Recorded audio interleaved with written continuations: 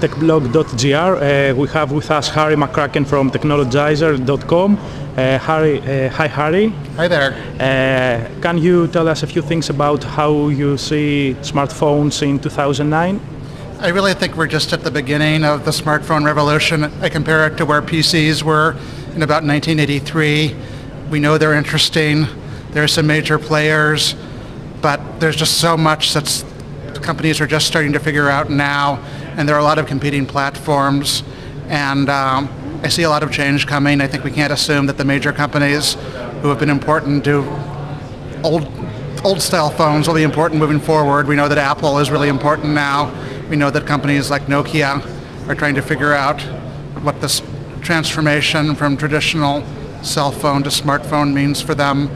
Software is extremely important. The iPhone is doing so well, I think mainly because Apple has done a good job of making it into a good platform for useful applications. What about the web and social networking sites? What you can tell us about Facebook and Twitter? Can we see something new that will combine all those stuff, or new websites, new web services? What? Well, in the US at least, the biggest news is really the competition between Twitter and Facebook, and the question of whether Facebook might buy Twitter or whether somebody like Google might buy Twitter.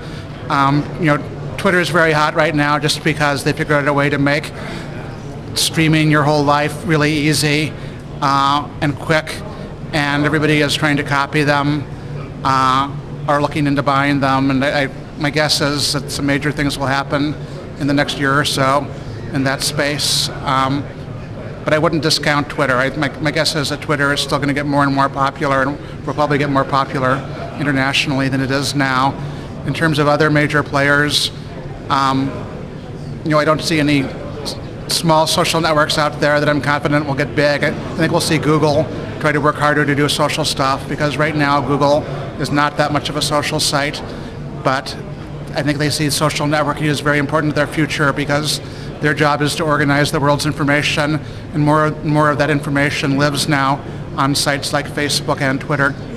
Okay, and one last question: how you see Apple without Steve Jobs? That's the million-dollar question. I certainly hope that he'll be back soon. I think there are a bunch of talented people there who seem to be doing a good job of moving forward without him. But Steve Jobs is unique to this industry. There's nobody else like him, and I think probably Apple's best strategy for living without Steve Jobs, whenever that does happen, hopefully not for a long time, is not to try to channel him, but simply to have other smart, talented people who look at some of the Apple's overarching philosophies in terms of trying to do very high quality stuff and breaking the mold.